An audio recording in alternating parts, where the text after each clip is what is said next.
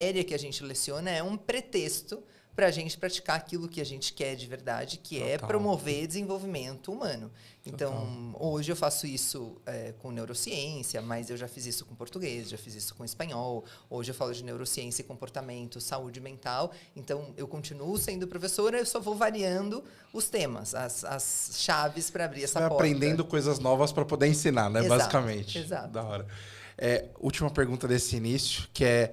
Primeiro crush famoso que vocês tiveram, a primeira pessoa que mexeu com os hormônios de vocês quando eram novinhos.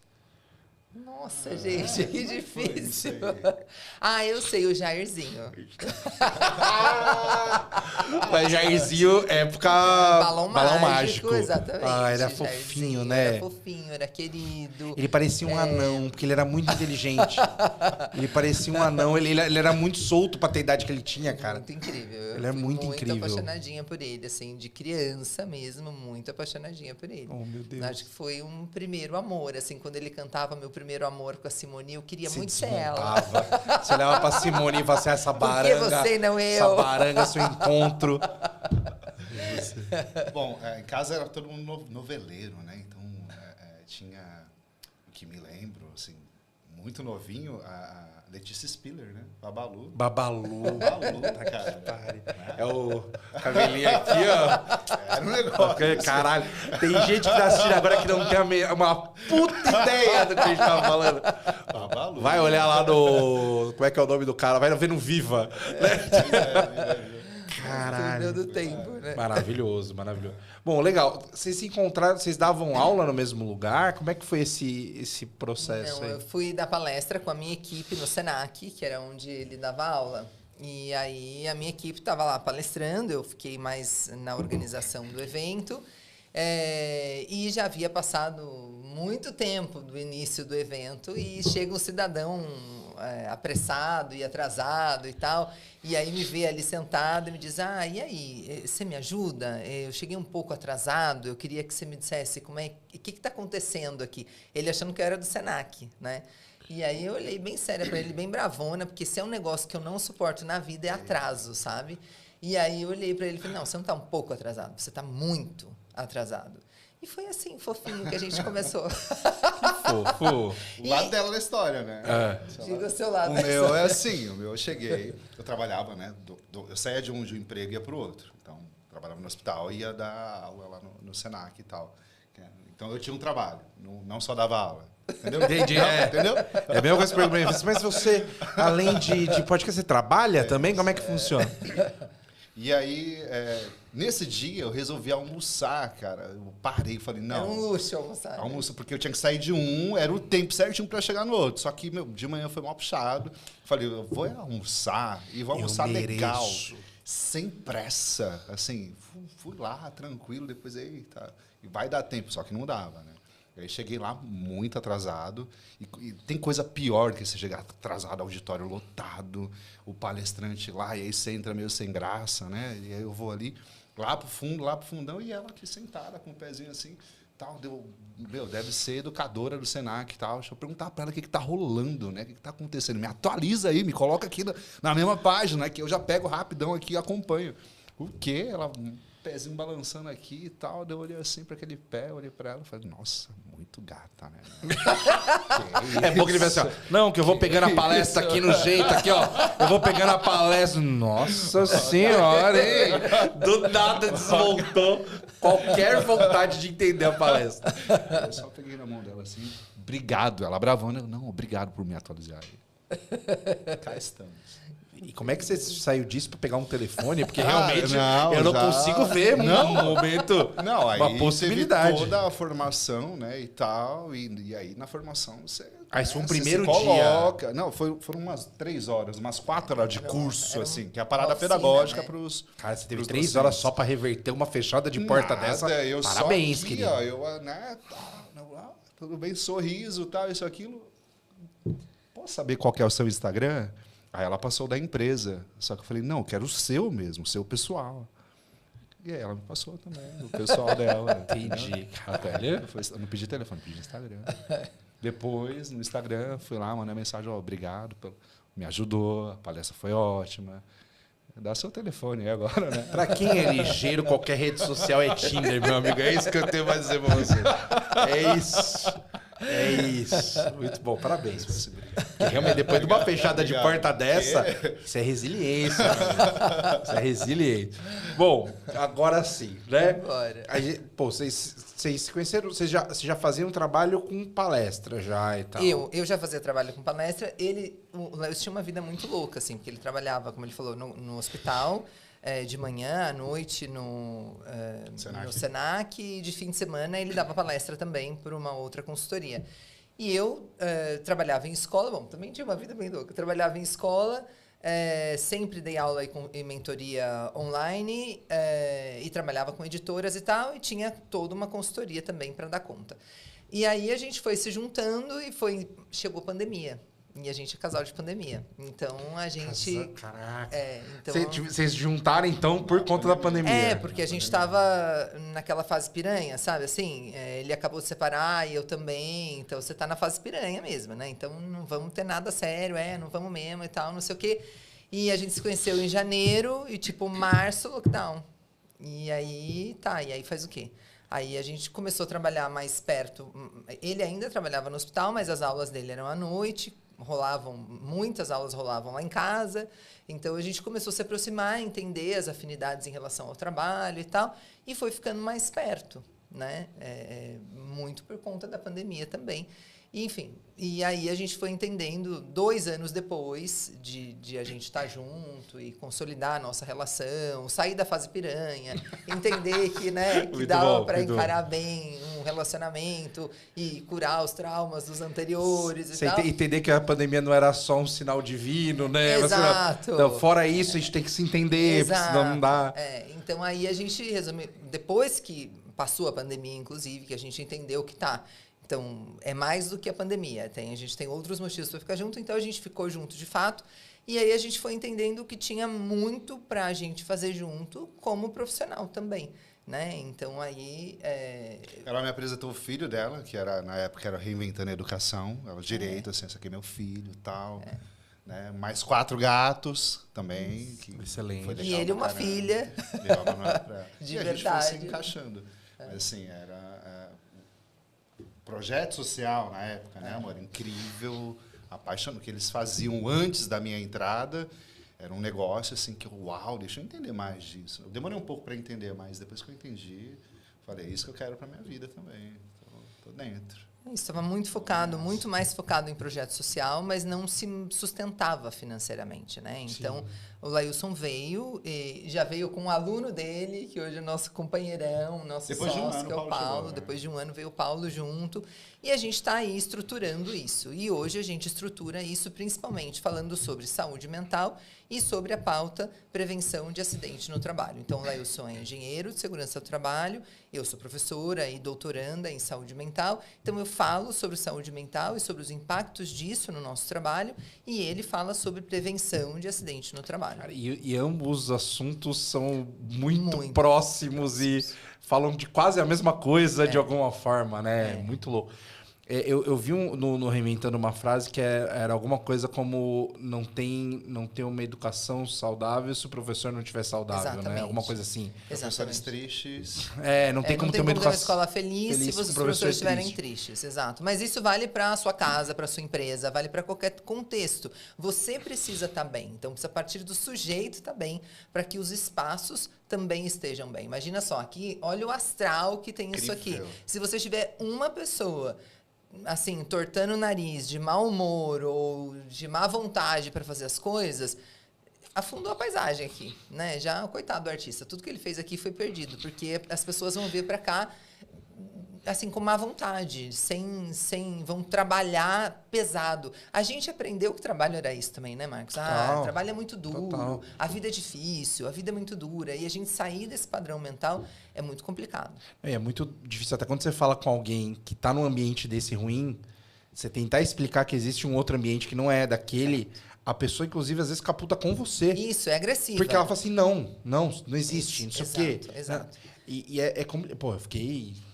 Cara, eu trabalho bastante tempo já. Mas demorou quase 15 anos pra eu chegar num ambiente que eu falei, cara, primeira vez na vida que eu posso ser quem eu sou. Isso. Sabe? Isso também nos uniu, porque o Lailson chegava em casa e ele contava as coisas do trabalho e ele estava liderando uma super equipe e tudo mais e tal. Me contava as coisas do trabalho e eu dizia, eu tenho algumas notícias para te dar. Primeiro, você está a um passo do burnout. Depois, você está sofrendo racismo. Você precisa saber que você é um homem preto e você está sofrendo racismo no seu trabalho. Depois, também preciso te contar que estão tentando fazer você pensar que você precisa ser uma outra coisa. Quando aquilo que você tem é uma liderança nata, que tem gente pagando milhões para aprender a ter. Então, o cara faltava no trabalho, ele não ia metendo a advertência no cara, a terceira vez que você falta, não sei o quê. Não, ele sentava, vamos conversar, você não está bem, tô vendo que você faltou aqui muitas vezes, o que está acontecendo, vamos conversar? E ele recebia porrada por isso. Eu dizia, não, é esse o caminho. Aliás, esse é o único É o caminho. único que funciona. É o único que funciona. A repressão não vai funcionar. Vai fazer o cara ficar com mais ódio da empresa, dar mais atestado até ele ser mandado embora. Se tem uma única coisa que funciona, é o colaborador ser visto pelo líder. E você é o líder que está vendo. Mas estão tentando te convencer de que... Eu era o líder bonzinho, cara. Você é um líder bonzinho, você não serve para ser líder. Nossa, eu não esqueço de um dia que um diretor ele me passou um trabalho que era puta trabalho de corno, 4 horas da tarde, tinha que entregar às 8 da noite. Aí ele chegou na minha mesa e falou assim, você tá tranquilo demais. Olha aí. Aí eu falei assim, e se eu ficar nervoso eu vou conseguir entregar? Se você quiser eu fico nervoso, Claro, mas pra mim não adianta. É um prazer, né, da não me tortura funciona. ali. Eu falei, você acha que fica nervoso? Eu não trabalho dessa forma. Tudo bem se pra você é assim, né, tal. E ficava um puto, tá ligado? Porque, claro. tipo, não o cara querendo mudar a tua essência no final das contas, né? Tipo, que é de outro jeito. Você falou de coach, se você entrar lá agora na Reinventando a Educação, você vai ver o quanto eu tô apanhando, por exemplo, num dos posts que viralizaram. Por quê? Porque eu digo, é possível ser professor e ser feliz.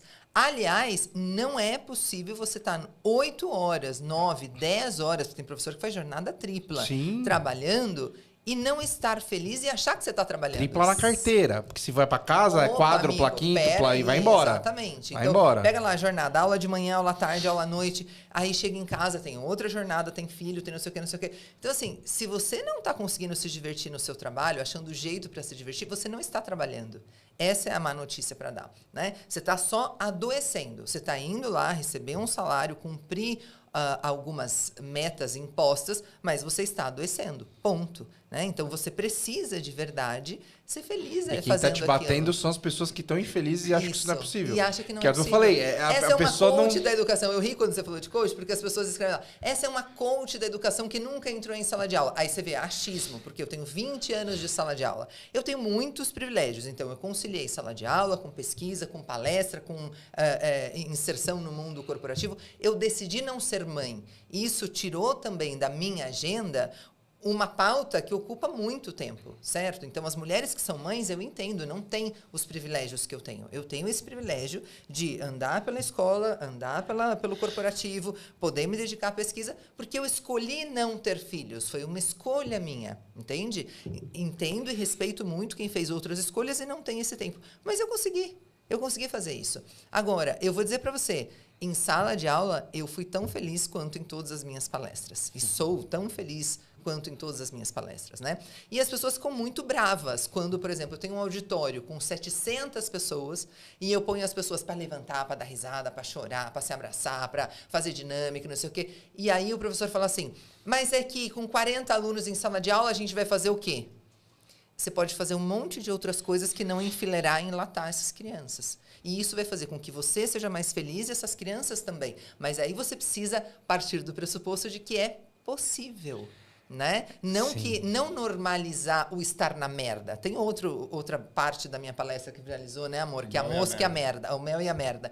Eu falo, você tá lá com o melzinho que você pode chupar, é docinho, é gostoso, mas você escolheu ficar na merda. Você escolheu ficar na merda. Não, eu não escolhi, é porque não paga bom salário, Sim. é porque isso, é porque aquilo. Não, você escolheu, porque quando você fecha a sua porta, cara, você com eles. É você com eles. Então, você escolhe fazer uma dinâmica, você escolhe fazer uma roda de conversa, mas tem conteúdo para dar, você vai inserir o conteúdo nisso tudo. Eu não trabalhei em escolas disruptivas. Eu trabalhei em grandes escolas tradicionais. Eu adoraria poder colocar no meu currículo, trabalhei em Summerhill, a escola mais revolucionária do mundo. Não tenho isso no meu currículo, não trabalhei, entende? Mas dentro do que era o contexto tradicional, eu queria me divertir. Eu queria estar bem com a molecada, entende? Eu queria escutar e aprender com eles muito mais do que ensinar qualquer coisa. E dá para fazer isso dando conteúdo. Tanto que eu tenho um aluno que foi meu aluno lá na escola que volta de adulto, sabe? Professor, eu quero ter aula de espanhol com você, eu quero não sei o quê. E volta. Eu falo com o meu professor de história até hoje. É isso. Que por causa dele eu gosto de história. Aí. Ele foi o professor mais carrasco que eu conheci da minha vida, de nota. Ele era... Eu falo para ele assim, professor, eu lembro de você tinha métodos que ele virava... A prova dele, ele entregava uma folha de almaço para todo mundo e ele falava assim, anota aí, China, Cuba e cana-de-açúcar, eu quero no mínimo 150 linhas, tchau. Sai da sala. Vai vendo. Pode você vai colar? Faz o que você quiser. Isso, faz tem. grupo. A gente fazia a prova em grupo, conversava. É Gente, mas o que vocês acharam? Que relação que tem isso, meu Deus? E começava a tentar escrever e ele dava nota lendo as redações, sabe? Tipo... se tinha entendido o que ele tinha falado. Cara, era muito doido. Ele dava outra... Isso era uma nota dele, era esse texto. Eu passei por isso durante 4 anos.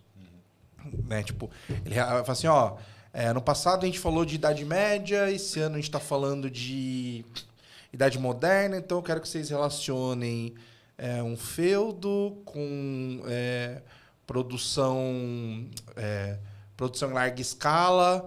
com o Brasil de hoje em dia contemporâneo, vai, sai da sala. Então, assim, ele fazia com que a gente tivesse que pensar sobre coisas que, porra, eu nunca pensei na minha vida, talvez, e relacionar os temas e entender que tudo é uma coisa só, saca? E o professor está preocupado hoje com o ChatGPT. Olha, esse seu professor, se ele está nativo ainda hoje, ele está preocupado com o ChatGPT? Não tá, porque como é que você faz uma prova no ChatGPT desse tipo? E relacione com a discussão em sala de aula. Se vira, Oi, entendeu? Como é que você faz isso? E outra, ele era engraçado que saíam 40 provas diferentes. Ninguém escrevia nada igual. Era impossível de colar, né? Não tinha como. Mas ele deixava a gente conversar uns com os outros.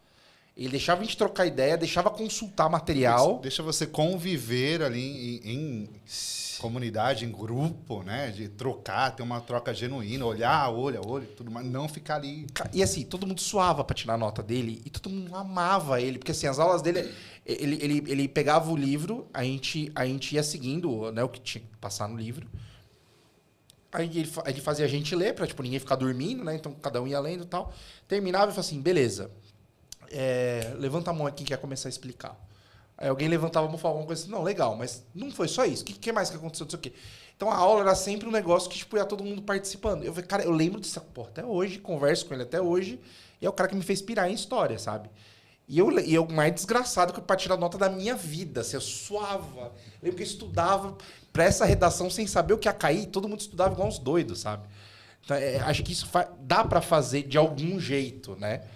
Mas como... E aí, assim, isso que eu queria perguntar. Como que... As escolas, elas estão preocupadas com isso? Enfim, né? Eu sei que você tem esse produto para a escola. E como começar a mudar essa rodinha? Como professor ali, o educador, começar a fazer isso? A gente precisa começar cuidando da saúde mental do educador. Porque se ele continuar nesse modo de não adianta, não dá certo, não, porque o sistema... Isso é um sintoma de uma saúde mental danificada, entende? Então, quando a tua saúde mental está danificada, você está operando no modo negativo e no modo sobrevivência.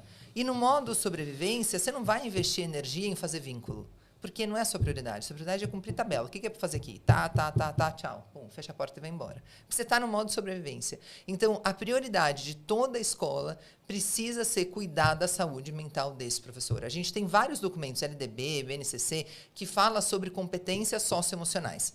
Todas as metodologias que a gente conhece estão focadas no aluno.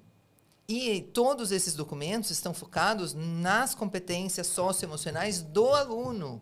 Só que para o aluno desenvolver essas competências, com quem que ele vai fazer esse desenvolvimento? Com o professor. Se esse professor é um super-herói, né? Que não sente nada, só vai lá, passa a matéria e vai embora. Você não tem como tratar o cara assim mais. Porque o aluno vem de um momento de pandemia, ele está sequelado. Mas é que o professor não estava na pandemia?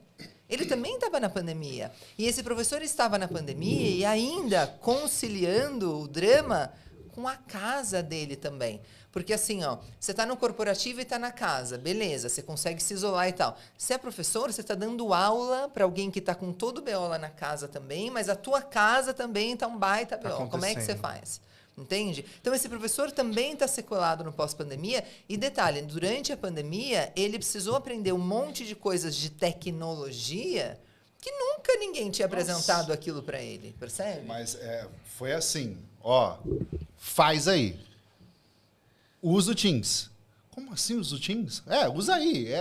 E ensina o aluno a usar. Ensina em vídeo e vai que agora, vai. Paulo, na sexta-feira, vamos lá. Agora vai todo mundo usar o Teams, vamos voltar, isso, aquilo. Como é que a gente vai fazer esse negócio? Se vira aí. Toma. A galera que já achava difícil, às vezes, eu vejo muito que a reclamação é de o povo não fica quieto. Difícil ter atenção. Se já era difícil atenção pessoalmente, no Teams é um negócio mais complexo ainda. Gente dormir na aula. Pô, eu dou palestra e dei aula há muito tempo na pandemia também online. Cara, tinha dia que eu tava dando palestra, você via a gente dormindo, assim. Você via, tipo, umas carinhas dormindo. E o cara com o bagulho aberto com o celular, às vezes o cara cochilava, assim, com o celular na mão. Só falei, cara, imagina isso dando aula. Imagina isso todo dia, o que não cansa, o que não é difícil, sabe? Realmente é... Então, foi muita demanda para o professor. Então, se a gente está preocupado em fazer a recomposição dos conteúdos perdidos na pandemia, a gente está preocupado em cuidar da saúde mental do aluno, a gente precisa dar um passinho e cuidar da saúde mental do professor. Por aí começa. Você cuidando da saúde mental do professor, ele começa, então, a perder o medo de fazer vínculo com o aluno, ele começa, então, a querer se divertir, a achar que é possível se divertir, enquanto ele luta por melhores salários. Porque não é aqui uma romantização da pobreza do professor. Não é sobre isso. É assim, desde que eu era aluna, eu ouvia os meus professores reclamando do baixo salário. Então, você não escolhe ser professor porque você acha que você vai ganhar um bônus de 350 mil por ano, como é o caso do corporativo. Você não escolheu por isso. Então, você já sabia que estava ruim. Não justifica você não continuar lutando por melhores salários. Não estou romantizando longe de mim isso. Eu acho que enquanto a gente luta por melhores salários, por políticas públicas decentes que atendam à educação pública, por uma não burocratização da educação, como a gente tem visto tanto na educação pública quanto na educação privada, enquanto a gente faz tudo isso, a gente precisa ser feliz dando aula. Porque não é justo com a gente, que é professor, sair da cama todo dia para passar perrengue, sabendo que vai passar perrengue e não encontrando um outro caminho. Só que você sabe o que acontece na sala dos professores? O professor que é feliz dando aula, ele recebe um tapinha nas costas e diz assim: tá puxando o saco você, né? Que furor pedagógico é esse? Onde você pensa que você vai com tanto furor pedagógico?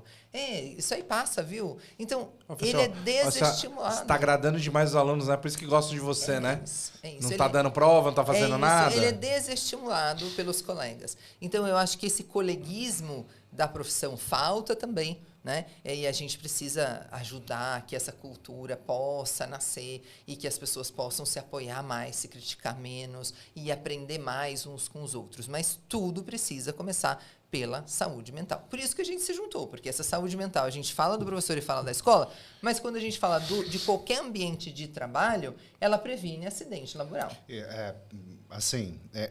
Todas as escolas que a gente visita, que a gente faz, eu vou lá fazer meu scanner, né? Eu faço... Como engenheiro de segurança do trabalho, eu vou olhar a parte de fiação, eu vou olhar... Onde pode dar merda, né? Pois é. É o famoso... Não, já... É o dedinho aqui, no motel o cara vê isso. Essa foi broxada pra mim. No motel o cara vai ver o que pode falar. Me ajuda, né, gente? Por favor. Ela ainda da banheira vai assim, não, nessa banheira não pisa, hein? Calma. Assim, nesse nível. Calma. Biológico, entendeu? Nesse nível, esse musgo aí, tá doido? Não dá pra entrar nisso, não. Mas a gente é educado, né, nós, da engenharia, os técnicos de segurança do trabalho, para prevenção de acidentes, não tem como. E olhando para as escolas, assim, tá muito largado, tá muito ruim, mas assim, muito ruim mesmo. Se aí na empresa onde você trabalha, você tem a parte da segurança do trabalho, tá cuidando de você, valoriza, porque na escola não existe. Né? Por questão de grau de risco e tudo mais, mas você vê, vai lá, visita aí uma escola, vai lá pegar seu filho, enfim, vê o extintor vencido, pergunta se tem treinamento de brigada, não tem. Mas e a manutenção disso aqui? Mas vai fazer isso, daí não é comigo, é com a Secretaria de Educação. E aí fica um jogo de empurra, e as crianças se acidentando na escola. Entende? Cara, e é foda que qualquer tragédia dessas que a gente tem, mas assim, pode ser qualquer uma. É sempre um negócio que tava vencido, é um laudo de bombeiro que tava vencido, que não tinha. Ou uma formação que não houve. Ou uma formação que não teve. É sempre Exatamente. 3, 4 merda consecutivas que podiam ter sido evitadas se fizesse prevenção, que não se faz. Isso pode ser de qualquer coisa. Não é faz. Escola, é avião, é o que for. Isso é pra vida, né? Impressionante, que a gente cara. na segurança integral, né, amor? Educação de segurança do trabalho. Mas, assim, a Nê falou da Lei Lucas.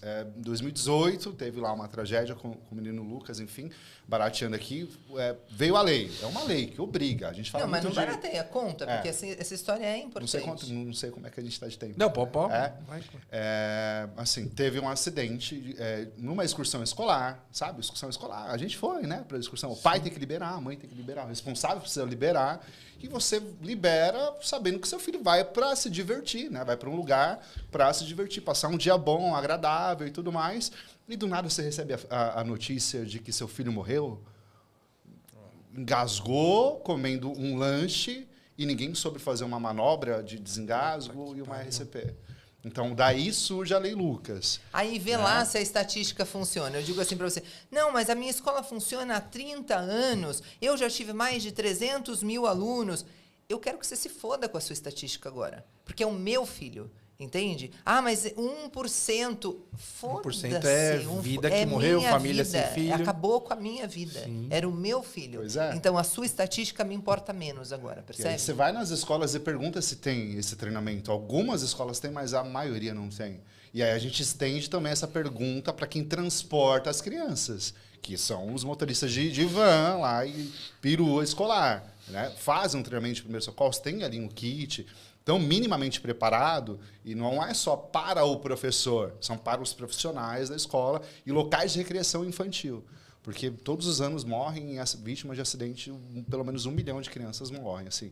Criança, eu vi agora há pouco tempo, semana passada, teve uma criança de 1 ano e 7 meses que morreu dentro de casa afogada num balde. Num balde. Você tem noção do que é isso? Olha isso. E a gente... Quando que a gente vai olhar para isso? Em sala de aula a gente está trabalhando isso. Dia 10 de outubro é o Dia Nacional da Escola Segura. Né? É um dia em que... Tem várias fontes do Gov que disponibiliza para os professores trabalharem nas suas turmas por faixa etária, bonitinho lá, material, para divulgação de prevenção de acidentes. Assim, qual a escola que está fazendo aí? Comenta aí, por favor, se a sua escola está fazendo, eu quero aí te dar o parabéns, porque a gente precisa disso, entende? Não é um negócio... teve lá... A gente só para quando tem grandes tragédias, né? Mas, igual você falou, para acontecer a tragédia, já aconteceram muitos erros ali, né? Até chegar a essa tragédia. Mas a gente não se prepara para isso, para prevenir, né? A gente faz a prevenção. Cara, eu tenho medo do negócio de brigada de incêndio. Eu já fui brigado uma vez. Legal. Uhum. O treinamento que eu tive, eu pensava assim, gente, eu não consigo apagar nada com isso aqui. É. Eu tive um treinamento tão sem vergonha, eu virei pro cara e falei assim, é isso aqui? Vocês vão botar um fogo para nós tentar fazer o negócio aqui? Serve para isso, abre aqui, tal, acabou. Eu falei, como assim acabou? Eu não sei o que serve para que direito, eu vou tacar... É isso?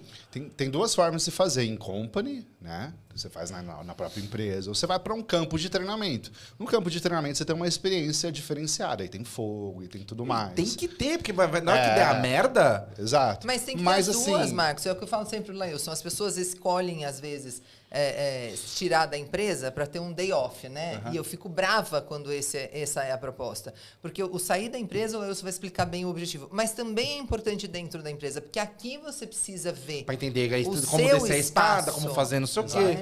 E aí, Marcos, assim, mesmo que você não... Qual que é o objetivo do extintor de incêndio ali? É para ele apagar o princípio de incêndio. Só com aquelas informações que estão no rótulo, qualquer pessoa que consiga ler ali, entender, ela consegue dar o primeiro combate e evitar que o fogo se espalhe. Entende? Então, um treinamento assim básico, dá para você fazer muita coisa. Dá sim. Agora, quando você sai da empresa para esse local e tudo mais, provavelmente o risco da sua empresa já é diferenciado, né? Já tem algumas situações ali que precisa ir, de fato, para campo, outras não. Mas, para mim, o ideal, em company, né? Em company, porque aqui eu consigo mostrar para vocês para você direitinho onde é que é a rota de fuga, quais que são as alternativas, onde está o extintor mais próximo, quais são os nossos pontos de vulnerabilidade que a gente faz a gestão do risco, né? Onde é que está localizado o hospital mais próximo, como que a gente vai levar essa pessoa para lá, existe um plano de abandono de área, não existe, a gente vai simular alguma coisa aqui, sim ou não, isso é importante, e aí a gente consegue educar as pessoas. Se a gente não faz isso, a gente não educa, né? Nas minhas palestras eu falo bastante do SAMU, por exemplo. Qual que é o número do SAMU? A galera, 190, 193, 191. Como é que vocês não sabem? Porque eu peço um coro, né? Como que vocês não sabem? Aí fica um burburinho, tal. Deu, beleza. Vem cá, aprende contigo. Vai, vamos lá, todo mundo aluninho. 192, como é que é? SAMU, 192. Beleza, aprenderam. O bombeiro, 193. Tá. Se a gente não está sabendo nem chamar o bombeiro ou o SAMU... Vai perder tempo de ligar para ele ter que avisar outro para poder vir alguém, mas, né? Desmaiei aqui. Você vai ligar para o SAMU e o que você faz enquanto eu estiver desmaiado? Sim. Essa é a ação que nós, como seres humanos, precisamos ter. Né? E aí você vai ter que buscar seus cursos e tudo mais. Se as empresas disponibilizam, vá lá e faça. Era uma luta muito grande, amor, pra gente lá na empresa, colocar brigadista, colocar a gente na CIPA, a gente tinha que sair lá, vamos lá, gente, vamos lá. Não é o interesse das pessoas, só é interesse daquelas famílias que são afetadas. Teve lá um tio meu que morreu, tal, assim, assado, me senti mal, aí resolvi fazer um treinamento. Só descobre, só vai. entende como faz a manobra de desengasgo quem já viu alguém engasgando na tua frente, velho. É uma coisa tão agoniante que, assim, se você não buscar olhar depois, você é uma lontra, Já né? passou por isso? Já? Porra. Eita. Minha avó 2 vezes, sim, mas, tipo, deu ver ela indo, sabe? Assim, deu ver ela indo. Isso, assim, ela era jovem, cara. Tipo, a avó hoje tá com 94, fez 94 segunda passada, a fofa. Ela, cara, devia ter uns 60 e alguma coisinha, tipo, jovem, sabe? Mas deu ver... Sabe que você vê a vida da pessoa indo embora? Uau. Tipo, da pessoa não conseguindo respirar e tal, e ninguém saber o que tava fazendo direito. Cara, desengasgou, por Deus, sabe Deus como desengasgou. Mas aí você vê, caralho, eu podia ter morrido e ninguém sabia o que fazer, ninguém Pois é. sabe. E acontece aos montes, né? Acontece aos montes.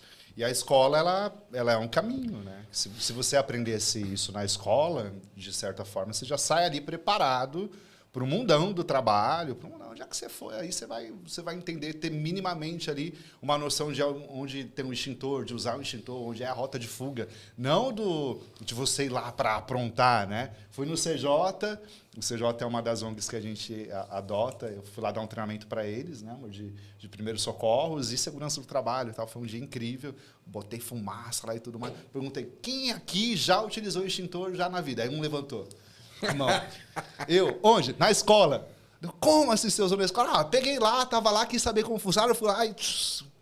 Então, se a escola já educa, todos os anos, essa é uma oportunidade para a escola, todos os anos precisa fazer a recarga dos extintores. Pega lá um mês da recarga, ensina os alunos, vai lá e esvazia, precisa esvaziar os extintores para poder fazer a recarga. Já tira até essa agonia Exato. De querer brincar, né? Vandalizar, faz ali, né, trata o assunto, insere esse assunto para... E você vê como é isso, né? Tipo, tem tudo a ver com a parte de educação em sala. Cara, se é algo que interessa tanto, você já tem um negócio que interessa. Todo mundo já quis esvaziar um extintor na vida. É impossível quem não tenha feito. Eu jamais vou dizer aqui se eu fiz ou não. Mas assim, já é um negócio que interessa tanto, cara. Põe isso pra dentro, né, cara? Põe isso pra dentro do ensino, dentro da aula, dentro da escola, né? Mas você só vai descobrir que interessa se você der um tempinho da sua aula para bater papo com o seu aluno. Exato. Entende? Mas o grande gap que está aí, amor, que eu vejo nesses anos de reinventando a educação, é que não existe segurança do trabalho nas escolas. Assim, a gestão, um técnico em segurança do trabalho passando lá e tal, informando, por exemplo, o professor em sala de aula, quais são os riscos que ele está exposto? Ruído, poeira, os riscos físicos, químicos, biológicos. Quais os riscos que vocês estão expostos? Sabe, mostrar para eles até poderem viver melhor. Cara, 2024, o professor ainda usar giz. Olha aí. Para mim, assim, eu não sei qual que é o impacto disso. Eu posso estar sendo, muito pagando de elitezinha, qualquer coisa do gênero. Mas, cara, eu tenho rinite. Eu dei aula de inglês durante alguns anos em escola da família, de fim de semana. Então eu ia, tipo, sei lá, das 8 ao meio-dia, todo domingo, uma sala, sei lá, uns 40 alunos, né, toda semana. Caralho, velho, assim, porra, era muito ruim, velho. Eu dava aula no domingo, eu ficava ruim até quarta. Eu ficava quinta, sexta, sábado, mais ou menos. Domingo dava aula de novo, ficava ruim até quarta de novo. Porque, caralho, pra quem tem rinite já é muito ruim. E pra quem não tem, se bobear, rinite, gera bursite, porque você tá braço, muito então. tempo, então tem muita bursite. Então, assim, cara, é absurdo. É muito absurdo. E fica surdo também, né? O ruído é elevadíssimo, né? E começa a gritar. É uma disputa. É horrível, assim. Enfim, a gente precisa falar sobre isso. É bem legal, é bem importante. E evoluir. E se vê algumas coisas bobeiras, né? Tipo, eu fiz cursinho um tempo, né? Fiz uns 6 meses de cursinho. E, cara, professor de cursinho tem microfone para falar baixo, porque ele vai ter que falar o dia inteiro. Então, tem microfone. Então, e você vê, eu fui professora de cursinho também bastante tempo. Que coisa mais tradicional e operatória e de treinamento do que cursinho? Isso não falta, porque você acha legal, divertido, tem uma piada, tem uma coisa, enfim, um teatro, uma dramatização. Aí tem gente que fala assim, mas quer o quê então? Quer que eu vire artista? Quer que eu vire tiktoker? Quer que eu vire Xuxa e desça na nave? Não precisa tanto. Não precisa. Né? Não precisa tanto. Mas se você tiver um sorriso, se você tiver ali uma entrega para o seu aluno, se o seu corpo estiver ali de verdade, ocupando um espaço, vai fazer efeito. Eu tinha uma professora de português que, assim, seríssima, uma lady, não dava uma porra num sorriso. Só que ela falava das coisas com tesão, ela tinha um amor de falar de português. E aí ela virava assim, gente, é o seguinte, eu não sei se isso aqui vai cair, mas eu tô sentindo no meu coração que esse ano pode... Ela começava a fazer umas comparações de livro que não faziam o menor sentido. Os bagulho caíram na prova, caíram no vestibular, sabe assim? Ela tinha umas viagens que ela falava assim, não, hoje vamos... O que vocês querem? Qual livro? Vamos comparar Memórias Póstumas de Brás Cubas com Primo Basílio. Aí botava os dois. Quem lembra aí? Não sei o quê. Mas você achava que era viagem. Ela tinha repertório. Então, você precisa ter repertório pra você fazer isso. E era seríssima, mas ela engajava a gente de um jeito que ela gostava muito daquilo e manjava para um cacete. Então, é que negócio, não precisa descer da nave, mas às vezes só de... sei lá, não, que o livro não é um concorrente teu, né? O cara vai ler o livro, mas vai querer ouvir você falando. Exatamente. Acho que é importante falar dos bons professores também, né? A gente sabe que tem aí umas mazelas, às vezes a gente identifica, né, nas nossas formações que a gente vai, mas a maioria são os professores estão tentando ali, estão fazendo, sabe? Nas escolas, principalmente nas escolas públicas, né, amor? A gente vê eles entregando além do que se espera, do que a gente se espera dentro desse padrão que a gente está hoje, né? Mas também tem o que acaba ali, 1, 2, 3, que se junta, vira um câncer ali na escola, vira um tumor e tumultua todos os outros que estão fazendo coisas boas. Eu nessa daí que eu dava aula de inglês, eu meio que fui expulso do projeto por causa de gente que ficava um pouco puto comigo, porque era uma escola pública, então tipo, a gente não tinha muita estrutura de fim de semana, a real era essa. Então eu levava a giz, eu levava as coisas que eu falava, cara, eu não sei se vai ter. Então eu tinha... Só garantiu. Meu amigo ele dava aula para criançadinha e eu dava aula deveria ser para adolescente, mas aí na minha turma o mais novo era um menino de 8 anos, que era filho de uma aluna, que ela não tinha com quem deixar, ela levava. E era uma galera que realmente tava em situações bem complicadas, assim, sabe? Tipo, de vida. Tinha gente que morava na rua, que ia fazer aula. Então, assim, tinha gente que vinha andando 2 horas. E a minha mais velha tinha 70. Então, eu tinha que dar aula pra essa galera, pra essa faixa. Falei, cara, se eu não for doido aqui, fudeu. Então, assim... Então, eu subia em cima da mesa, eu gritava, eu botava música... da Shakira, tá ligado? Tipo, gente, é a única música que eu achei que eu consigo entender com vocês aqui, entendeu? Brincava tal e levava coisa impressa. E meio que não era o que pedia o modelo, porque o modelo vinha pronto. A gente tinha apostila, a gente tinha... E eu meio que cagava pra apostila. Real essa. Eu falei, cara, eu preciso ensinar isso aqui, eu não vou ensinar com a apostila, porque a apostila era bem ruim. Então eu fazia de outro jeito, sabe? Então, e era eu e um amigo, que como a gente dava aula junto, a gente conseguia meio que trocar coisa com ele. Eu falei assim, mano... Eu levei um som, funcionou pra cacete, então não prestou atenção. Eu falei, tá, me empresta o radinho, então, que eu vou usar. E em cada dia, eu falava, se eles ficassem quietos durante a aula, eu ensinava um palavrão por aula. Então, sabe? Mas também não deu certo, porque tipo, a gente foi expulso, os dois. Chegou tipo ali em agosto, setembro, eu falei assim, não, a gente não quer mais contar com vocês. tá tudo bem e tal. Porque a gente também a gente fazia aula de 15 em 15 dias. Então, na outra perna, tinha uma outra professora comigo e um outro professor com meu amigo. Então, a gente dava aula de um jeito, a outra pessoa dava de outro. E aí... E provavelmente, deixa eu ver se eu não tenho razão, provavelmente vocês também não cumpriam as burocracias. Vocês não deviam entregar as coisas, os relatórios, e vocês não deviam, de repente, entregar um plano de aula no modelinho que queriam. Então, não tinha nem muito essas coisas, assim, porque como era um projeto, tipo, de escola da família, a gente... era voluntário, assim, tipo, pra dar aula. Então, a gente tinha que cumprir... Como que você vai limitar o voluntário? Exato. E a gente tinha que cumprir um book. E aquele negócio, falou assim, professor, tem que fazer lição. Cara, tinha dia que eu falei assim, não precisa. A gente fez... Tudo que tinha que fazer, fizemos hoje. Tá tudo bem. Porque, cara, na boa, tinha gente ali que, porra, deu 2 horas pra chegar. Vai saber como é que é a semana da pessoa, sabe? Vou passar lição pra essa pessoa na semana. Falei, cara, só estejam aqui semana que vem. Faça o esforço pra estar aqui. E estavam toda semana lá, então, sabe? Pra quê? Aí, óbvio que deu problema, entendeu? Então, as pessoas não aceitavam isso muito bem. Você não cumpre a tabelinha, é isso que eu quero dizer. Cheque você tem que mandar lição de casa, não mandou.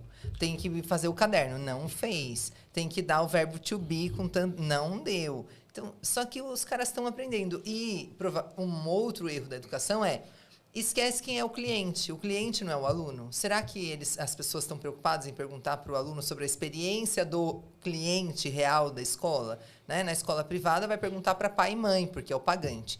E na escola pública não pergunta para ninguém. Entende? Então, o cliente é o aluno. O aluno não é ouvido sobre a experiência dele. Porque se o aluno fosse ouvido, também seria um pouco mais fácil a gente recriar metodologias. Eu sempre destaco aqui o Senac. Você entrou na minha cabeça aqui, então, que eu já ia falar, já puxar o saco, porque é incrível dar aula no Senac, assim. Eu fiz locução de rádio que eu estava contando maravilhoso, no Senac. Maravilhoso. Então você pode dizer. Como professor do Senac, assim, o céu era o limite, assim. Serjão e Paulão, assim, meus amores. Maravilhoso, de infraestrutura, de aula, assim, você entra lá, o aluno é seu... Vamos fazer visita técnica, vamos sair da sala, saia da sala, faça o que você quiser com o aluno.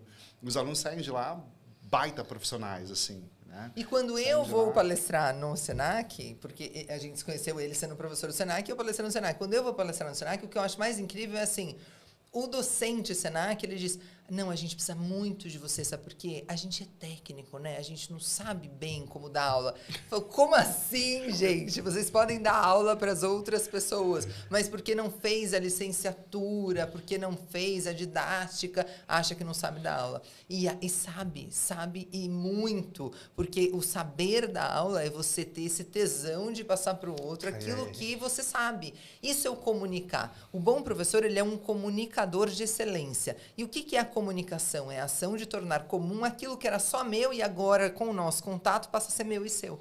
Né? Então, o cara que é bom professor, a mulher que é boa professora, ela é capaz de ser comunicadora, tornar aquilo que estava dentro dela agora comum a todo mundo, sabe? E isso, quando a gente encontra, a gente fica feliz. Então, é maravilhoso, né? E no Senac, os professores, pelo fato de não ter essa questão de pedagogia, licenciatura e tal, são muito mais humildes e, portanto, aprendem muito mais coisas, têm mais repertório do que o professor que é lá, o detentor, que é o ferradão lá, que é o bonzão, entende? Então, essa humildade de... Eu fui dar aula como engenheiro de segurança do trabalho e trelaço-me turma de bombeiro e de técnicos de segurança. E eu aprendi que o mais importante de tudo que eu levava lá com a galera é o vínculo, sabe? Tem os alunos que trabalham com a gente hoje, né, amor? Em algumas situações, o Edinaldo veio, o Paulo está com a gente full time. E outras, eu recebo na rede social vários. Professor, eu vi você lá no podcast, está demais, hein, professor? Agora você está blogueirinho, não sei o que lá e tal. Olha só, então fica, né? A gente acaba marcando ali. E é sensacional você poder... Eu era eu dando aula. Eu não precisava vestir qualquer outra coisa. Dar aula desse modelo assim, sabe? Tem as UCs, né, as unidades curriculares. Você precisa atender isso daqui, passar, caminhar por isso aqui. O jeito aí é contigo. E olha só, essa fala do Léo, o seu era eu e uma fala sua igualzinha, né? Sim. De, hoje eu sou eu no meu trabalho. Isso a gente define nas nossas formações como segurança psicológica no trabalho. Então, uma pesquisadora chamada... É um termo que faz total sentido, né? Total sentido. Amy Edmondson, de Harvard, ela define que precisamos ter saúde mental e precisamos ter segurança psicológica no trabalho. E ela diz, o que é segurança psicológica no trabalho? É quando você pode ser você mesmo, sem medo de ser perseguido, sem medo de ser preterido, sem medo de ser julgado, de não pertencer. Olha que bacana isso. E olha como isso é pouco experienciado, em geral, nos nossos trabalhos. Tem tem o DISC, tem o Discovery, tem vários que são aquelas análises de perfil psicológico e tudo mais. Aí eu acabo fazendo esse negócio porque, por causa do meu cargo, toda empresa que eu vou tem que fazer algumas vezes, cada 2 anos você vê, para ver em que momento que você tá, e vai meio que alterando. É engraçado como... Eu dei o relatório pra minha mãe falou assim, caralho, conhecem você. Eu falei, mãe, só um computador que fez. Né? Ninguém escreveu isso aqui. Ela, sério? Eu falei, sério, isso aqui é um computador que fez pelo que eu respondi. Ela ficou em choque, eu falei assim, meu Deus, o mundo vai acabar. Eu já acho que é, né? 7 pragas do Egito. Mas assim, o doido é como... Uma das análises é como você é e como você é no trabalho. E aí eles medem uma taxa de esforço. E aí, tipo, a minha taxa de esforço é sempre grande porque eu sou muito mais informal do que formal. Então, sempre foi muito difícil. Sempre as minhas taxas de esforço eram, tipo, absurdas em quase tudo. Eu sempre tinha só um negócio de comunicação porque realmente gosto. Todas as outras eu tinha, mas não gostava, não queria fazer. Então, tipo, tem que ser chefe dos outros? Não gosto tanto, sabe? Tem que analisar Excel? Sei fazer, mas não gosto tanto. Então, era tudo meio... E como essas taxas de esforço elas estão diminuindo, assim, saca? Tipo, elas estão reduzindo. Tô fazendo igual as coisas, mas não me mato mais tanto, sabe? Não preciso ser outra pessoa para fazer. E isso é muito doido, porque realmente não tem como você estar feliz ou não dar burnout se você tiver tendo que ser um personagem o dia inteiro, velho. Você já teve que avaliar chefe? Já. Foi sincerão? Não dá pra ser.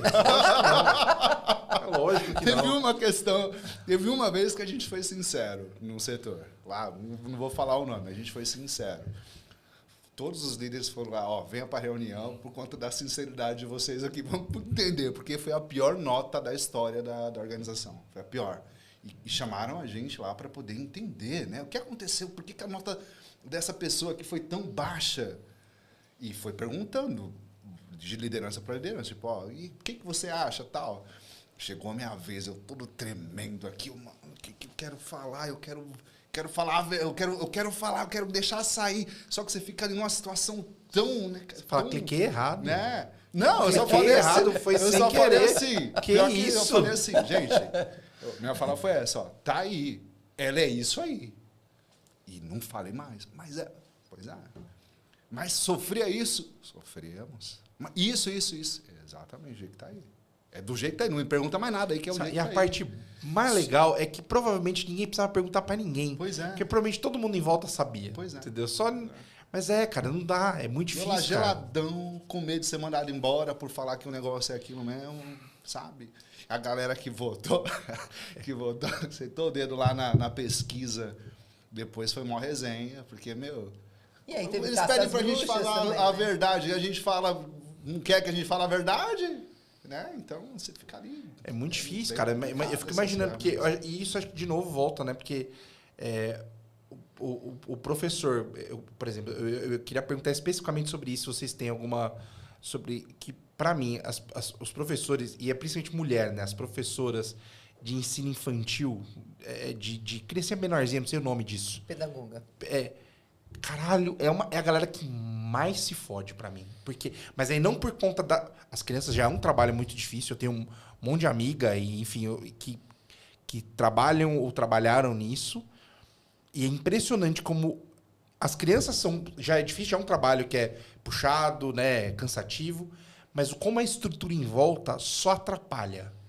Tipo, a professora fala, eu preciso de 2 assistentes por isso, isso e isso. Não, você vai ter uma só quando tem. Então, não, beleza... Tô legal, minha equipe tá boa, tá, tudo bem, agora você vai ter que dobrar então agora. Então você tava bem, você vai dobrar o dia inteiro. Ah, não, você tá legal, você vai virar coordenadora agora. E aí a tua chefe é uma doida que vem gritando com você o dia inteiro e que fala que você é uma profissional de merda. Então, assim, É esse o cenário, é bem esse o cenário. E assim, se você pensar, são as pessoas que de fato fazem a educação ter sentido. Enquanto as crianças têm ali de 4 a 7 anos de idade, elas ainda estão querendo ir para a escola. Quando a criança já tem 8, 9 anos de idade, você pergunta qual que é a parte da escola que você mais gosta? Qual que é o momento da escola que você mais gosta? Ela fala o recreio. Ela não demora para pensar no que ela vai falar, ela já responde recreio. Também a entrada eu também gosto. Educação física. Educação física. Isso. Então, assim, quem consegue, enquanto está ali na mão da pedagoga, tá bem, a criança está gostando, tem atividade divertida, ela tem hora de parque, tem interdisciplina, tem projeto, tem arte, tem mais movimento e tudo mais. Quando começa a ter ali 10, 11 anos e começam a entrar os especialistas e saem as pedagogas, é um caos. A criança realmente começa a entrar em sofrimento. Ela não quer mais ir para a escola. Porque a pedagoga, embora tudo esteja contra, a gente tem uma grande quantidade de pedagogas com muita disposição ainda para fazer esse negócio dar certo. E pôr lúdico, e fazer rodinha de leitura, e colocar personagem, e fantoche, e, sabe? Muito mais do que os especialistas. Então, a gente precisa aplaudir de pé essas pedagogas. Mas o cenário, de fato, é esse. Porque tudo na escola manda mais que o professor. E não devia ser assim.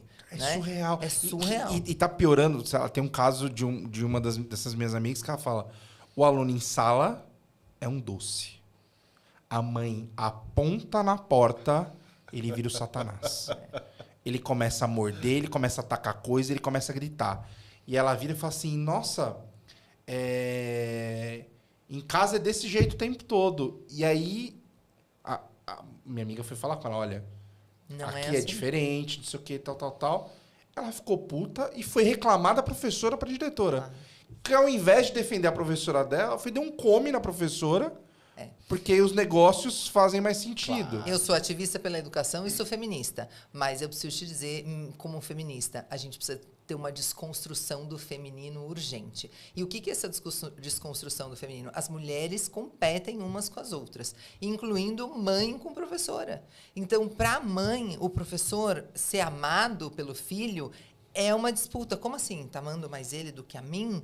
Assim, como se o amor de mãe fosse um negócio tão frágil que pudesse ser substituído pelo contato de 4, 5 horas que a professora tem com o filho. Mas é justamente isso. E essa criança, olha como a coisa é maluca. Essa criança entra nesse sistema de que eu preciso agradar tanto a minha mãe, que eu preciso mostrar para ela ou que eu estou infeliz aqui, para ela achar que com ela eu sou mais feliz, ou que aqui eu sou tão violentão quanto eu sou em casa, mas eu preciso chamar a atenção da minha mãe. Chamar a atenção o tempo todo. O tempo todo, porque eu tô carente, eu não sei demonstrar para minha mãe a minha carência, a minha saudade. O jeito que eu tenho de demonstrar é esse, entende? Ou talvez assim, ela ache que isso é substituível, porque de fato as horas que ela tem com a criança não são melhores do que as com a professora, ou nem existam, né?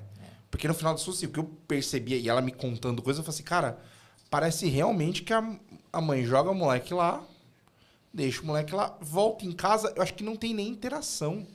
Mãe e criança, saca? Nas palestras, quando a Nê faz com as famílias, né?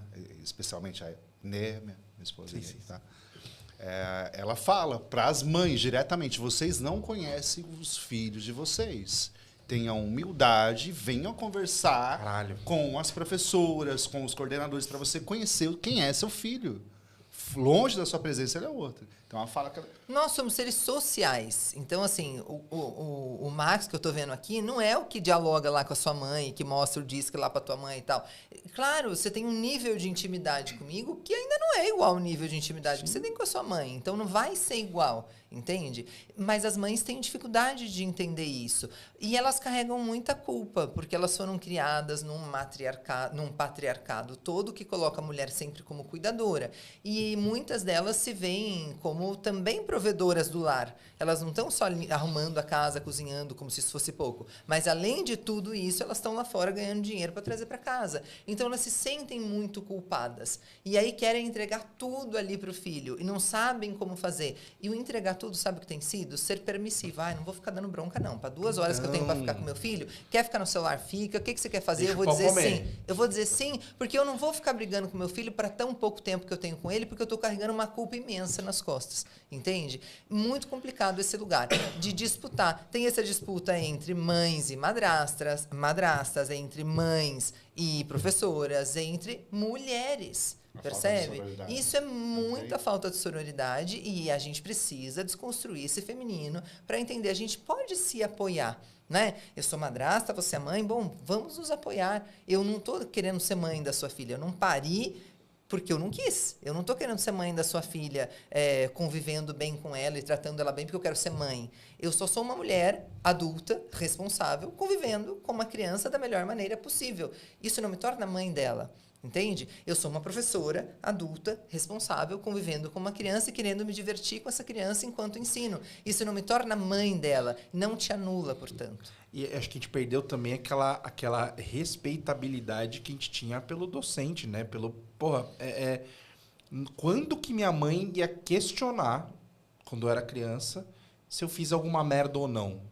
Mas a gente entra numa relação de clientelismo. Exato. E esse é o problema. Pô, assim, eu tive escola particular com bolsa, tá? Mas tive escola particular minha vida inteira praticamente. E minha mãe, ela falava assim, cara, chegava em casa, nossa, mas seu pau comia de um jeito. Ela falava assim, como é que você fez isso? Tá maluco? Que você vai... E agora parece que é um movimento contrário, do tipo, como assim você tá falando do meu filho? Exato. Como assim meu filho é tal coisa? Sabe? Como se o filho fosse um alecrinzinho fofo, maravilhoso, Exato. um doce de criança. Chega lá, é uma Macaulay Culkin e um anjo mal, tá ligado? E aí o que você precisa? De um mantenedor que não tenha tanto medo de perder aluno. E que diga assim, preciso educar essa comunidade. Pai, mãe, responsável, vem pra cá. Senta aqui, vamos fazer aqui uma roda de conversa que eu vou educar vocês também. Mas onde você encontrou um mantenedor com essa coragem? Com a coragem de educar. Então, está faltando educação mesmo. A gente precisa ter escolas que tenham a coragem de educar toda a comunidade. E toda a comunidade inclui pai, mãe, responsável. Eles não foram educados. Agora a gente está falando de parentalidade. Max, eu tenho 45 anos de idade. O ECA, Estatuto da Criança e do Adolescente, tem 34. Então, eu precisei ter 11 anos de idade para as pessoas descobrirem que eu era criança e adolescente. Você tinha direito, sendo criança. Exato. Entende? Então, se a gente disser que a gente está super bem, mentira, a gente está tudo sequelado. Entende? Tudo sequelado. Agora, portanto, que a gente está falando com as nossas crianças sobre os direitos dela. Mas aí a gente está falando tanto sobre os direitos que elas não têm obrigação nenhuma de nada. A gente tem um pêndulo, né? Então, elas não têm obrigação nenhuma de nada e os pais também não têm obrigação nenhuma de nada, porque ele está pagando e ele vai lá como o dedinho na cara, como exigindo. Sabe quando isso começou? Quando começaram a botar videozinho de criança em aniversário. Criança fazendo 1 ano de idade, 2 anos, vídeo. Você mudou nossa vida. Você é incrível. Eu vi um aniversário da criança entrando de reizinho. Eu juro por Deus. A criança entrando com um negocinho, coroinha entrando de reizinho num tapete vermelho. Me ajuda, né? Porra. Pois é. Se esse moleque não queimar a casa dele com 5 anos, eu sou um celta, tá ligado? Qual a chance desse moleque não mandar na casa, velho? Manda já, né? Eu não sei se exatamente foi aí, mas isso com certeza contribui muito. Essa romantização da maternidade. Então, porque eu pari, eu já nasci sabendo o que era ser mãe, né?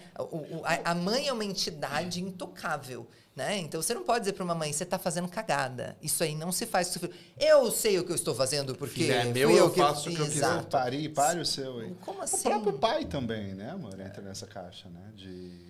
Sou pai, eu sei o que eu tô fazendo, eu sei como educar. Meu, você precisa Quando estudar. É pai, né? Pois é. Quando tá lá, né? Exato, Quando tem mete o isso. pé. Né? Mais de 50% dos meninos se sentem não amados ou têm dúvidas sobre o amor do pai. Olha que grave isso. De vocês dois, um de vocês dois é assim. Vai pensando. Então, assim, não tenho certeza do amor do meu pai. Não estou seguro do que o meu pai sente por mim. Não estou seguro se eu sou amado. Como que esse masculino se constrói?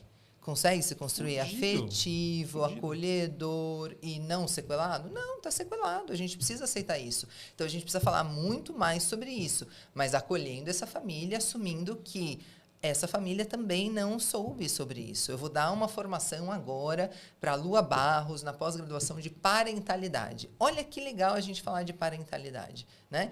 Eu falei, Lua, ousado você me chamar como professora da sua pós-graduação em parentalidade, justo a mim que não pari. E que eu vou pegar forte mas nisso. acho que isso, né? acho que esse que é a chave do negócio, porque é muito fácil você ouvir quem tá perto e acho que muito mais difícil e acho que muito mais rico você ouvir e falar assim, então, você pode... Eu não tive, mas eu sei disso aqui mais do que você. E eu sou filha, né? Então, assim, Exato. eu posso... Você se torna mãe no mesmo dia que o seu filho se torna filho. Sim. Então, me deixa falar como professora, porque eu tive milhares de alunos nesses mais de 20 anos de educação. Me deixa falar como educadora. Eu só não vou falar como alguém que pariu. Isso eu não vou falar. Mas agora, como um ser humano se desenvolve, senta aqui que eu posso te falar assim. Né? E não se desenvolve com um nível absurdo de superproteção, de permissividade, com o adulto misturando os canais, né? Desabafando com criança. Tanto a mãe ou pai separado desabafando sobre a separação, quanto o professor desabafando com o aluno sobre o seu baixo salário, amor. Não. Você não vai resolver isso nesta instância. O aluno não é o lugar para você desabafar, né? Então, com esse aluno, você faz o quê? Bom, você vai tentar descobrir, dentro dessa idade que ele tem, do que ele precisa para florescer, né? E você vai oferecer desafios, oportunidades, celebrações. Não só celebração, né? Não só tá tudo bem, não, mas precisa começar pelos pais. Difíceis, não né? pode deixar pontas soltas. Precisa ter conversas difíceis. A galera acho que esqueceu, e é foda, né? Que dizem que isso é um processo que, o Borghetti fala muito disso, ele mudou minha cabeça sobre muita coisa, sobre as gerações, né? De sempre a gente achar que a próxima geração é pior que a nossa. Dele. Isso é incrível. Eu acho dele. incrível. Essa fala dele Ele, é maravilhosa. e as defesas que ele faz fazem total sentido. Mas é incrível como a gente esquece de que coisas que foram boas pra gente, na nossa criação, que fizeram a gente, de alguma forma, bem, a gente ignora isso pra frente. Óbvio que a gente tem que parar a tendência de violência, né? Tipo, pô, do jeito que eu fui criado no grito e na porrada, não, né? Beleza. Mas, ao mesmo tempo, a gente vai disso pra, tipo, permissividade completa e total... E de não botar limite, por exemplo, que, porra, é um negócio que é extremamente importante para uma criança que ele fala das ferramentas, né? Não tem tanta coisa, não conhece tanta coisa. Se você não colocar os limites, não ter conversas importantes, não vai. Como é que vira esse adulto depois, né? Tipo, quão perigoso é isso, né? Claro. E a gente ter essa paciência e esse tempo para conversar. E entender, na adolescência, a Borghetti fala sempre de adolescência, né? Na adolescência não dá para você ficar proibindo. Então, o que você faz? Você conscientiza. Você transforma aquilo numa causa. Então, você vai mostrar para ele, não dá para você ficar no celular. Não é porque eu quero te proibir, porque eu sou do mal. É porque, olha aqui, ó, quando você fica no celular, você causa uma dependência do seu cérebro nisso. Então, isso te prejudica. A sua atenção fica reduzida. Você não consegue mais prestar atenção num filme inteiro. Você não consegue ler um livro mais. Isso vai prejudicar o seu desenvolvimento e tal. Então, você vai precisar parar o teu conteúdo de espanhol, de geografia, de história, para você dar uma aula de neurociência, porque aquilo vai mudar o comportamento do seu aluno. E se você é pai e mãe, você precisa se informar disso também para você fazer a mesma coisa.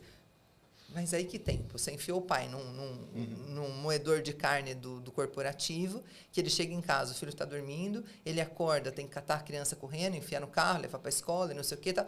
Que horas dá para ser pai? Então, por isso que a gente vai tanto para o corporativo quanto para a escola. Você entende agora? Sim. Como é que eles conseguem? Como é que circula no corporativo para a escola? Porque, como professor, eu entendi. Bom, esse pai não está vindo na reunião porque ele não é dispensado do trabalho. Então, eu preciso ir lá no trabalho dele e falar assim, meus senhores, esse cidadão aqui, ele tem um filho lá comigo. Ele precisa ir lá na reunião de pais. Porque, se ele não for, vai afetar o desenvolvimento do filho dele. Percebe? Então, eu preciso dele lá. Vou contar para vocês que isso aqui é muito importante. Né? Então, ele vai precisar ter aqui 2, 3 horas livre cada 2, 3 meses, porque ele vai precisar lá estar na reunião comigo. Entende? Então, quem toma essa decisão de se o pai vai para uma reunião ou não é o líder. Então, por isso que lá na Com Cuidado, a gente vai lá no corporativo e vai formar o líder para que ele tenha essa consciência de que não existe vida pessoal, vida profissional. Você não pode achar que sendo o fudidão da sua empresa multinacional, você já ganhou essa encarnação. Não, você precisa ser também o bom pai, o bom marido, o bom colega, o bom filho. E, senão você está fragmentado, a sua saúde mental não vai dar conta. Porque você tem vida. Você não tem vida pessoal, vida profissional. Você tem vida. Quantas vezes você ficou bravo com alguém na sua casa e foi dar essa aula de domingo com um negócio ali na tua cabeça e acabou não desabafando, mas compartilhando com os alunos sobre a briga que você teve em casa, e o contrário, teve um perrengue lá com um aluno e levou para casa e contou em casa na hora do jantar. Sempre. Ninguém roubou, né? Tipo, você vai chegar... É igual a galera fala até desse negócio do home office, do presencial. Assim, cara, é impossível você, tipo, pegar 3 horas de ônibus e chegar feliz. Não tem como. Entendeu? Como também é impossível você ter uma treta em casa. Cara, sei lá, eu tava com uma pessoa que trabalha comigo, tipo, que é meu funcionário, tá separando. Tendo que mudar de casa. Como é que essa pessoa trabalha? Claro. Sabe, tipo, é impossível. A pessoa tá preocupada com dinheiro, tá preocupada com mudança, tá preocupada com filho. Aí você fala assim, então, o relatório eu quero para 5. Tipo, então, não existe. Olha a perversidade disso, né? O corporativo e o líder tóxico. Aquela pessoa que já é o líder tóxico lá. Uma situação que eu passei. Uma das minhas funcionárias lá na época perdeu o pai. O pai dela, era embora ela estivesse distante dela, tal, ficou mal e tal. Tem um negócio chamado licença nojo, né? Quando morre não sei se você sabe, morre algum familiar, você tem direito lá tantos dias afastado do trabalho, mas não passa mais de uma semana. 5 dias úteis, alguma coisa assim. E é difícil você ver alguém tirando isso. Pois é.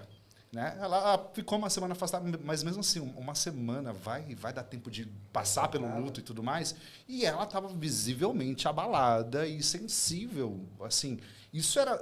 Basta ser humano. Só olhar para a pessoa, você vai ver para ela. Pô, não está bem. Vem aqui, vamos conversar ali pro cantinho. Chorava, tal, abraçava ela, tal. Vai ficar tudo bem, tal.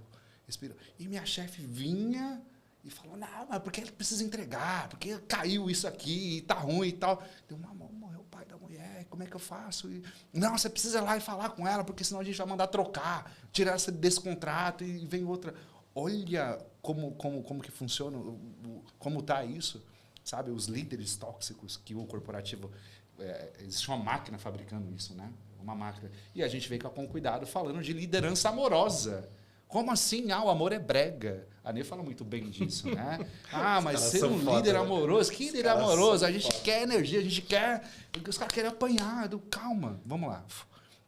Existe um negócio chamado burnout, né? Daqui a pouco você vai quebrar e não vai voltar mais a ser quem você era, né? Você vai queimar, né? A Nê também fala bastante disso nas nossas formações. Mas está assim, essa é a realidade. Está desumano o negócio. A galera acha que assim a pessoa vai render mais, né? Tipo, é contra qualquer... E não precisa ser nem muito esperto, não precisa ver pesquisa. Tudo doutorado em saúde mental. Nada. É só você ser humano. É só você pensa em você mesmo. Você vai fazer alguma coisa, você faz melhor feliz ou puto? Tipo, não mas tem gente que acha puto. Eu faço puto. Essa é a questão. Mas porque a vida dele já tá uma bosta, né? Nem porque ele nem fica feliz, não, porque entendeu? até pode ser que você faça melhor puto 1 dia, 2, mas não dura tanto tempo. A longo prazo, que você pode se adrenalizar ali por um tempo para fazer essa entrega, vou lá, tarará, tarará. Tem gente que precisa disso. Tem gente que até procrastina para viver essa emoçãozinha toda e vai lá, entrega na emoção no final e tal, beleza. Mas isso... A emoção do procrastinador, prazer. Prazer, que isso aí eu conheço. Eu conheço com qualidade. Porque te dá eu isso, sou bom. Você fica meio viciado até nessa perigoso. química. É perigosíssimo. Você começa a se descobrir, fala assim, não, acho que dá. E aí você vai se desafiando em pontos Exato. que... Puta, é muito perigoso. E não dura, porque assim, aí você vai precisar de 2 dias para se recuperar dessa noite que você não dormiu, dessa super carga de estresse que você passou e tal, não sei o quê. Beleza, então, não dura. O problema é que as pessoas querem que seja isso todo dia, por meses e anos a fio. E não existe cérebro que dê conta disso, é impossível. E mesmo assim, o cara que fala assim, não, consigo fazer, ele não vai... É que eu acho que ele não descobriu ainda o quanto ele é melhor calmo. Exatamente. Sabe assim, tipo, o quanto a gente pensa claro, o quanto a gente consegue ter ideia. Porque, de verdade, assim, eu fico... como eu falei, né? Hoje eu tô em algumas estruturas, né? Que eu acabo fazendo algumas coisas, mas eu tô em estruturas que isso rola mais leve, sabe? É mais tranquilo, as pessoas se respeitam, o que pra mim já é um choque. As pessoas se respeitarem, eu já fico assim, meu Deus, isso é possível, né? Porque eu tava conversando com uma menina que foi minha estagiária nos momentos mais tóxicos da minha vida. E é assim, ela é minha amiga até hoje porque eu nunca passei isso pra ela, saca? Tipo, a gente Filtrava, né? Ela virou minha amiga. Tipo, a gente é amigo até hoje. Faz 12, a gente vai fazer 12 anos, 13 anos já de amizade. E ela tava falando o quanto tá difícil, né? Tipo, quanto o chefe dela é desculpa o termo, mas é um arrombado. Quanto ele destrata ela, o quanto ele é, sabe... É aquele cara que, tipo, fala um negócio na tua frente e tá, tipo, mudando o cargo dela pelas costas, saca? Então, assim, mente que você não consegue confiar nas pessoas. Zero segurança psicológica. Exato. E elas se sentiram mal, achando que eu falei, cara, você já sabe o que você sabe fazer, você já sabe que você consegue. Tipo, não entra nessa noia do cara. Mas é isso, tipo, a gente convivia num ambiente que era muito escroto. E entre a gente meio que se organizou e ficou de boa. Mas em volta, eu fui pensando, cara, como é que eu aguentei? Eu fiquei 5 anos nessa empresa que as pessoas se mandavam tomar no cu com tranquilidade. Olha aí. Era A normal. violência naturalizada. Com tranquilidade. Gente se ofendendo, gente falando assim, a culpa do fulano que tá fazendo merda, que não faz o que tem que fazer. Então não vai me dizer que você não ficou cara, sequelado de alguma maneira. cara, Você não fica, tem um como. monte de gatilho. Até hoje eu fico ansioso, às vezes, quando as coisas estão calmas demais. Eu sou ansioso pra caralho já. E aí, quando as coisas estão muito calmas, eu falo assim, pera, vai dar alguma merda. Possível ter essa calma toda, saca? Então eu fico me pegando nesses momentos, tipo, não, calma, não, beleza, é melhor assim. Tá tudo bem, mas... E aí você imagina isso o tempo todo, Aí você cara. procrastina pra viver essa emoção do perigo. Não, mas realmente é a lerdeza aí que eu fico olhando e falo assim, putz, não, eu sei fazer. Daqui a pouco. Daqui a pouco. É difícil, cara, mas sabe, é um processo que realmente as pessoas acreditam fielmente que vão render, que a pessoa vai render mais nesse ambiente, né, cara? Tá. Eu queria falar um pouco do manifesto de EPIs da saúde mental, né, que daqui a pouco a Isabela Camargo ela lançou um manifesto para EPIs da saúde mental. Sabe o que é EPI? Equipamento de proteção individual, luva, aquilo máscara. que ninguém usa no Brasil. Exato, né? A galera tem uma resistência. Ela está liderando um movimento, né, idealizadora do primeiro manifesto dos EPIs para a saúde mental. Levou esse projeto, inclusive, né, tá uma votação pública, você pode votar em www.episdasaudemental.com.br, você entra lá, vota, e ela está tramitando lá também em Brasília, foi convidada para falar justamente sobre isso, saúde mental. Senhores, vocês sabem o que é saúde mental? Experimentaram saúde mental? E aí, pergunta para alguém se eles sabem o que é saúde mental, de verdade. Sabe o que é ter essa paz aí? Isso é saúde mental, você está tranquilo. Sim. Você não precisa estar... Às vezes a Nê fala isso para mim, calma, respira, não tem nenhum predador aqui, né? E a gente ficar pensamentos acelerados, precisa ter calma. Eu tive um chefe americano que ele virou pra mim um dia, eu tava falando, não, já vou te mandar isso agora. Ele falou, que horas que é aí no Brasil? Aí, tipo, acho que a gente tava com umas 4, 5 horas de diferença na época, acho que era hora de verão, sei lá. Eu sei que dá umas 4 horas e pouco. Aí eu falei, não, tá quase 8 aqui. Ele falou assim, a gente tem a vantagem que se a gente fechar o notebook, ninguém vai morrer. Fecha, amanhã a gente conversa. Olha só. Ainda existe, gente. Cara, sabe? Tipo, eu falei, e é isso, sabe? No final das contas, tipo, ó, parou, vai embora, sabe? Tá tudo certo. Mas ter esse tipo de ambiente é o que vai fazer. Agora, conta mais desses EPIs. O que tem nisso? O que ela fala disso? São posturas? São... sei lá, palestras? Existem as palestras dela, né, que ela vai tratar sobre EPIs. Um deles a gente não trouxe, né, mas a gente acabou não trazendo. É só como se fosse um bottom, uma bolachinha assim. Sabe quando você está ali concentrado na atividade e você precisa fazer essa atividade com atenção e vem ele e te interrompe, vem outra ali e te interrompe. E isso vai te minando, né? Vai quebrando. Você quebra o raciocínio, isso vai minando a sua energia. Então, um deles, né, ela traz essa bolacha dizendo assim, no verdinho, estou livre. Tipo, quando você vai no rodízio de churrascaria, estou livre, posso conversar agora. Aí você vira no vermelhinho e não estou disponível, volte mais tarde. Uma coisa nesse sentido. A gente também até elaborou um também, né? Você quer falar? Não, pode falar. Né? Então, teve uma empresa, esqueci o nome da empresa, já colocou em prática isso e os feedbacks têm sido assim, incríveis dos funcionários, dos líderes, dos próprios líderes, que a maioria, né? Tipo, líder com saúde mental é bem difícil, né? De você achar. Mas estão tendo uma qualidade melhor a partir desse EPI, que é o primeiro, né? Um dos primeiros pilotos que ela está fazendo ali, está fazendo circular já pelo mundo corporativo e levando essa solução. E agora, né? Eu falo bastante de NR, são normas regulamentadoras. Conhece alguma norma regulamentadora? NR?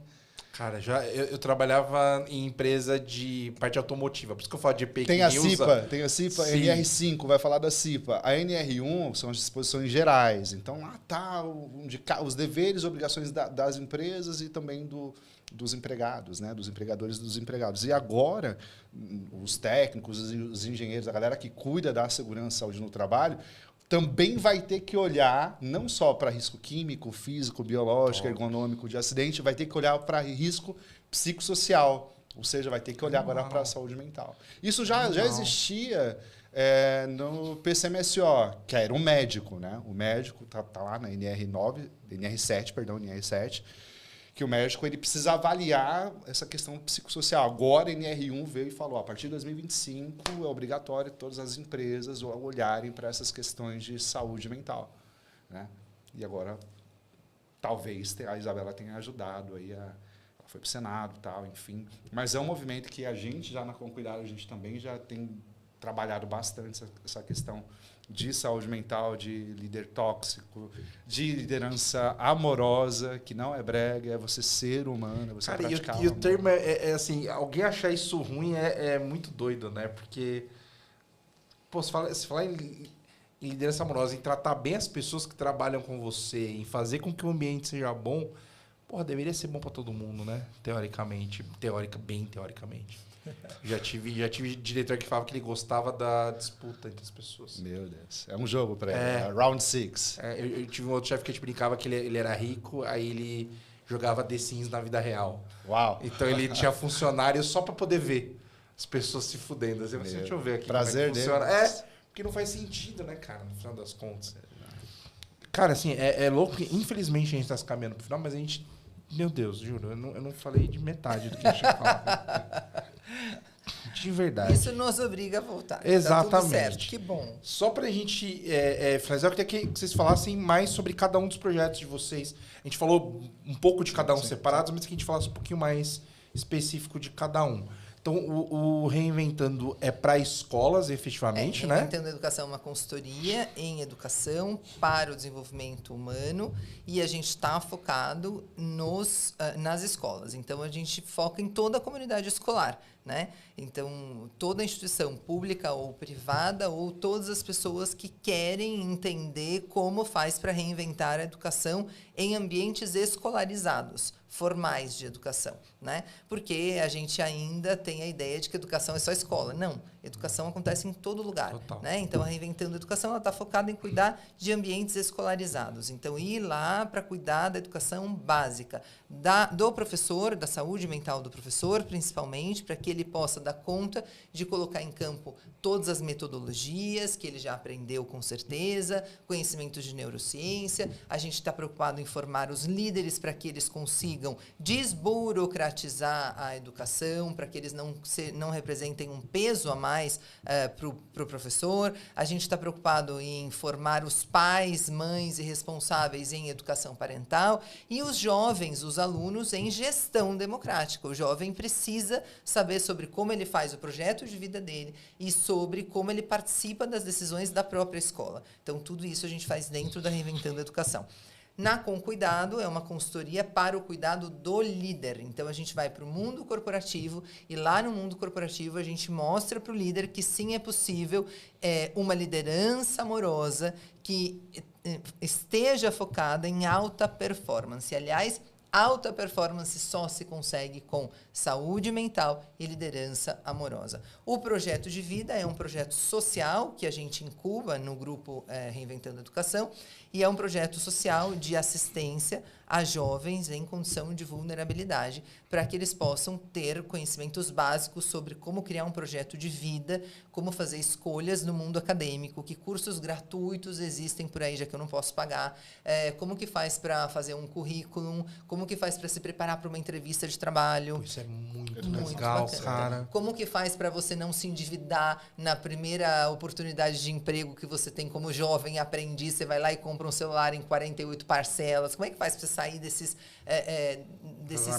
dessas armadilhas, né, que normalmente os jovens caem? Tem uma população jovem muito endividada já. Como é que pode ser você começar a sua vida já tão endividado, né? Então, é você não ter espelho, é você não ter apoio, não ter quem possa te orientar e abrir a sua perspectiva para que você entenda como que você faz para viver nesses tempos tão diferentes de outros tempos, né? Então, como você pratica autocuidado e autoconhecimento. Ninguém fala disso, né? A escola ainda não fala disso e a gente precisa falar diretamente com o jovem a esse respeito, né?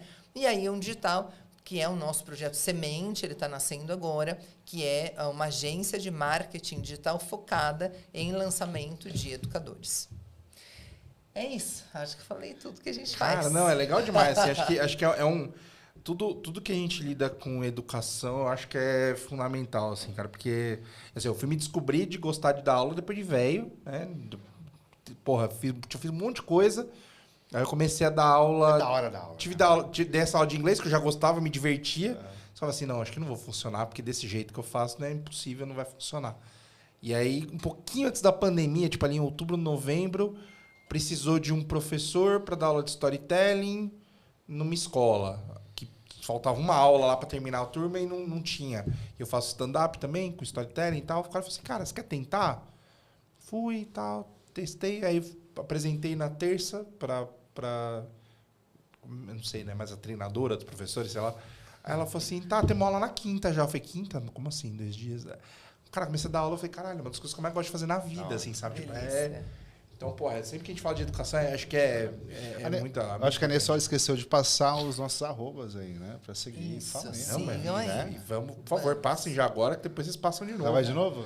Então, sigam aí as nossas redes, @reinventando educação, para quem é da educação e está preocupado com a escola, com a condição da escola de hoje.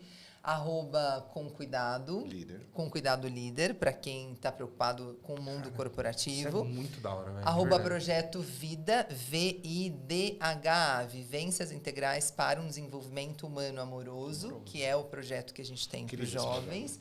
E um digital, que é o projeto, a nossa agência de marketing digital. Caramba, a gente vai conversar depois. Temos coisas aí. Você põe para mim o jabá, por favor, diretora. Antes de eu falar do jabá, eu tenho que fazer um pedido. Não sei se avisaram vocês, mas tem uma prenda que a gente pede para os convidados aqui. Eita. Não avisaram, não. Infelizmente. Nossa produção furou aí com vocês. É o seguinte. A gente pede como prenda que vocês... Eu falei que nosso projeto de pirâmide é muito forte. Nossa pirâmide é muito forte. Que vocês nos indiquem um convidado.